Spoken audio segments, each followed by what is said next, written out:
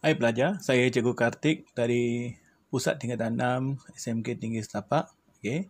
So hari ini kita pergi ke bahagian yang kedua, bahagian yang ketiga dalam tajuk pembuatan keputusan pengajian perniagaan penggal 2. Setakat ni cikgu dah bincang 3 perkara penting. Yang pertama ialah apakah maksud pembuatan keputusan. Bahagian yang kedua berkaitan dengan jenis keputusan, iaitu keputusan rutin dan keputusan tak rutin. Dan bahagian yang berikutnya, kita ada bincang tentang proses pembuatan keputusan yang melibatkan 6 langkah. Okay, so cikgu harap kamu ingat lagi ya. Langkah pertama ialah mengenal pasti masalah. Okay, langkah yang kedua ialah mengutip data. Langkah yang ketiga, kita menganalisis data. Langkah yang keempat, kita menjana alternatif. Langkah yang kelima, menilai alternatif. Dan langkah terakhir adalah memilih alternatif. Okey. So, hari ini kita akan sambung satu lagi bahagian, iaitu berkaitan dengan alat membuat keputusan. Alat membuat keputusan ni ada dua. Okey. So, pengurus ni boleh menggunakan dua jenis alat, iaitu alat pembuatan keputusan kuantitatif dan juga alat membuat keputusan kualitatif. Ada dua. Hari ini kita akan bincang bahagian pertama, iaitu alat pembuatan keputusan kuantitatif. Okey.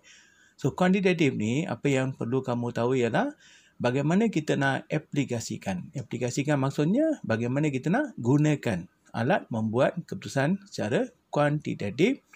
Ada dua jenis. Yang pertama ialah statistik deskriptif dan yang kedua adalah pokok keputusan. Okey, so hari ini kita akan bincang berkaitan dengan statistik deskriptif. Okey, apa dia statistik deskriptif dan juga bagaimana kita nak aplikasikan atau menggunakannya. Okey, alright. Okey, apa dia statistik deskriptif? Okey, statistik deskriptif bermaksud data yang kita kumpul ni kita ringkaskan semula. Okey, kita summarize semula. Kita cuba gambarkan atau kita cuba persembahkan dalam bentuk pengiraan yang mudah dan juga dengan menggunakan graf. Okey, contohnya cartapai, graf bar dan sebagainya. Kamu dah buat kerja khusus berkaitan dengan pengajian am dan saya rasa kamu ada membuat beberapa cartapai atau graf bar berdasarkan data yang kamu dah kumpul. Itu dikenali sebagai statistik deskriptif. Okey, daripada data yang kita kumpul, kita ringkaskan semula atau kita gambarkan dalam bentuk pengiraan ataupun graf. Okey. Dengan menggunakan beberapa kaedah, iaitu mean, median, mode, jurang atau sisian piawai, kita dapat memberi gambaran yang lebih jelas tentang sesuatu data. Okey. So, hari ini kita akan belajar maksud beberapa komponen dalam statistik deskriptif dan juga bagaimana nak mengira dan juga menggunakannya. Okey. So, komponen utama yang akan kita belajar ialah mean, median, mode, jurang dan sisian piawai. Ada 5 bahagiannya. Okey. Kalau tengok contoh ni, di sini ada 5 orang pekerja yang bekerja selama 5 hari dan berdasarkan data yang kamu dapat, boleh tak beritahu cikgu pekerja mana yang terbaik? Okey, kalau cikgu tanya pekerja mana yang terbaik, susah kita nak buat keputusan sebab data ni berselera dan kita tak tahu pekerja mana yang bekerja terbaik. Mungkin ada pelajar yang kata Johan sebab jumlah pengeluarannya semakin meningkat. Donald sebab dia mencatat 100 unit pada hari Selasa dan hari Khamis. Chong sebab dia lebih konsisten. Jadi pekerja mana yang terbaik? Satu cara yang mudah ialah dengan mengira purata atau mean. Kalau you perhatikan, untuk 5 orang pekerja ni, purata yang paling rendah ialah Johan dengan Chong. Dan purata paling tinggi adalah untuk Mila. Okey? Dan juga Donald. Jadi, kamu rasa pekerja mana yang paling baik? Okey? So, kalau kamu tengok purata, Mila ni adalah pekerja yang terbaik sebab dia berjaya menghasilkan secara purata 58 unit dalam masa 5 hari. Pekerja yang paling rendah pengeluarannya ialah Johan dengan Chong. Mereka hanya mampu menghasilkan 30 unit secara purata dalam masa 5 hari. Ini dengan adanya purata ni, kita dapat memberi gambaran yang lebih jelas berbanding dengan angka yang ada di sini. Okey, yang ni kamu tak dapat apa bergambaran. Jadi bila kita kira purata, kamu dapat gambaran yang lebih jelas. Okey. Alright. So, apa dia mean atau purata? Ia merupakan purata semua nombor dalam sampel. Ingat purata semua nombor dalam sampel. So, dikenali sebagai mean. So, ia juga boleh diperoleh dengan jumlahkan semua nilai data dan kemudiannya bagikan dengan bilangan data. Okey. So, X ialah data tambah semua data. N ialah bilangan data atau bilangan skor ya. So, jumlah data kita bagi dengan bilangan data, kamu dapat purata atau dikenali sebagai mean. Okey. So, kalau kamu perhatikan, kalau you perhatikan jadual di bawah, ada 5 orang pekerja dan setiap pekerja ni menghasilkan bilangan produk tertentu. Kalau kamu diminta kira mean, apa yang kamu kena buat ialah tambah semua angka ni, lepas tu bagi dengan bilangan buruh, iaitu seramai 5 orang. Okey. So, mean ialah 30 unit. Ini kena penting ingat. Kalau di sini bagi unit, sebut sini unit. Kalau sini ally, sebut ally. Okey. Kalau sini cm, sebut cm. Okey. So, make sure guna unit yang betul ya. Okey, ini dipanggil mean. Okey, so ingat mean ialah purata. Okey, tambah semua nombor bagi dengan bilangan data, kamu dapat purata. Okey. Alright. Median. Median maksudnya penengah. Okey, nilai yang terletak di tengah-tengah itu dipanggil median. Okey, nilai yang terletak di tengah-tengah, satu set data yang disusun secara menaik. Okey.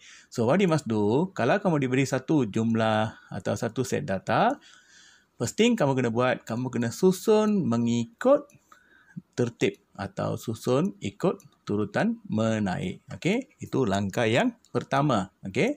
Dan jika kamu dapat nombor ganjil, just pilih nombor tengah. Kalau kamu dapat nombor genap, dua nombor tengah ni kena tambah dulu, lepas tu bagi dengan 2. Okey. So ingat, kalau ganjil senang nak cari. Kalau genap, kena cari dua nombor tengah, tambah 2 bagi dengan 2. Okey.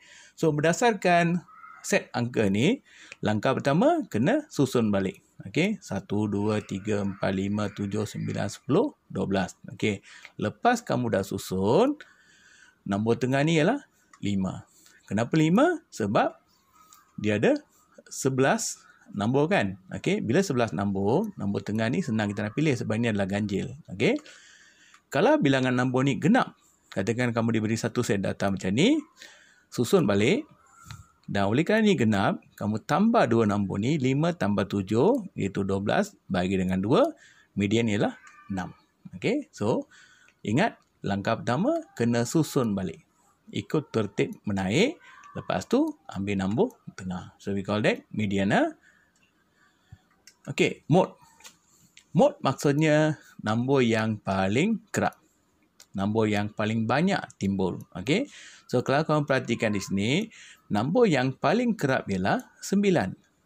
Jadi, mode ialah 9. Sebab dia berulang sebanyak 2 kali. Okay, so we call that mode. Okay. Julat. Julat maksudnya range. Iaitu perbezaan antara nilai terbesar dengan nilai terkecil. Okay. So, dalam set angka ni, tengok yang mana paling besar? 12 kan? Paling kecil ialah 1. 12 tolak 1, kamu dapat 11. Okey, 11 ni ialah julat. Perbezaan antara nombor paling besar dengan nombor paling kecil. Okey, so we call that julat. Okey, range ya.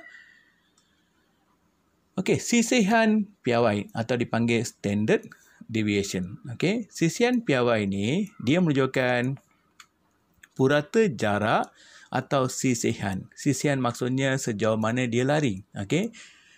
Setiap nombor dari nilai mean. Okey. How big is the difference? Itu dipanggil sisihan piawai. Okey. So, bagaimana nak kira sisihan piawai ni? Senang saja. Okey. What you must do? X ialah data, skor ya. Okey. Data ni kamu kena tolak purata. Jadi, mula-mula kena cari purata dulu. Okey.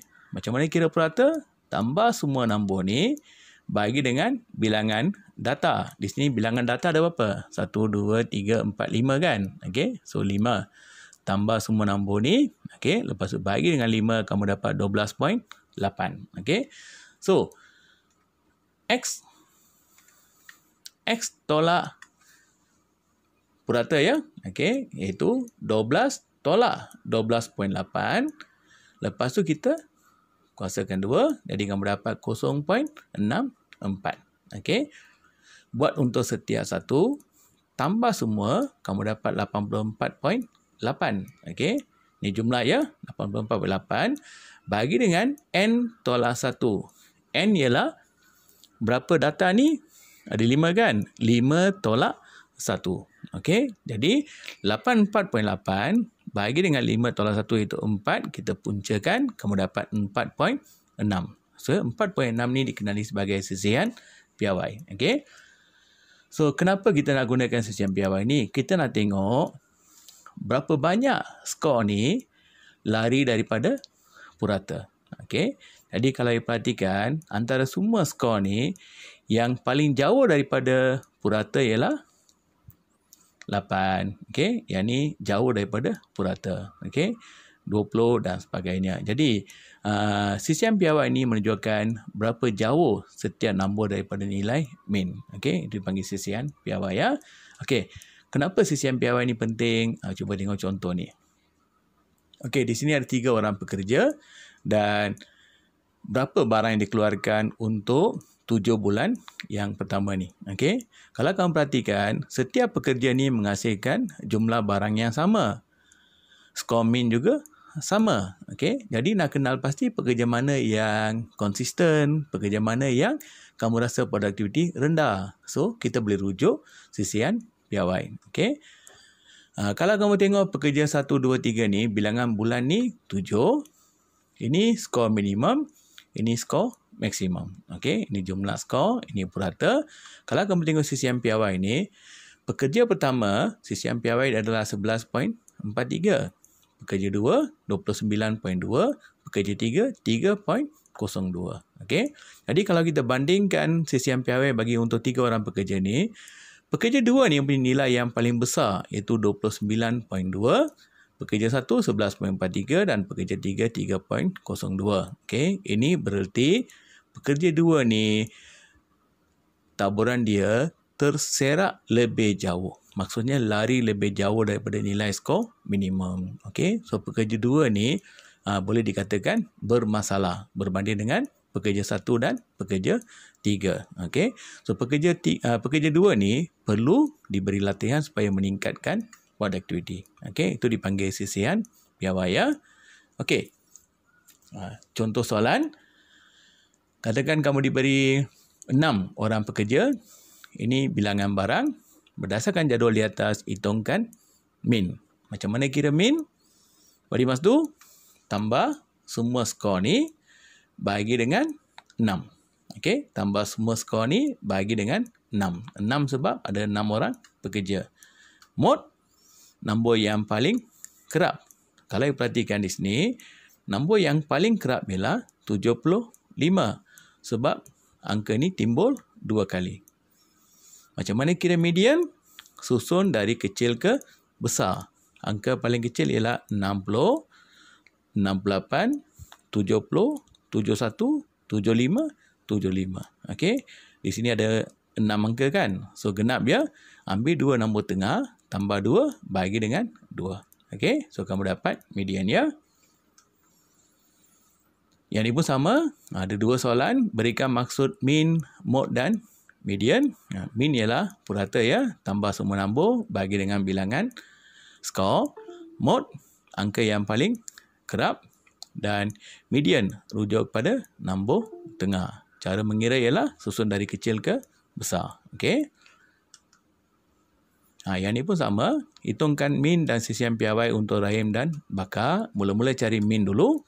Lepas tu cari sisihan piawai. Gunakan formula yang kita bincang tadi ya. Okey, so yang ni berkaitan dengan statistik deskriptif. Okey, so pelajar yang lemah dalam matematik ni janganlah kamu risau. Okey, pengiraannya sangat mudah. Guna kalkulator dan cari jawapannya. Okey, dan jika perlukan maklumat tambahan, sentiasa rujuk laman web cikgu, cikgukartik.blogspot.com. Okey, terima kasih. Jumpa lagi ya. Bye-bye.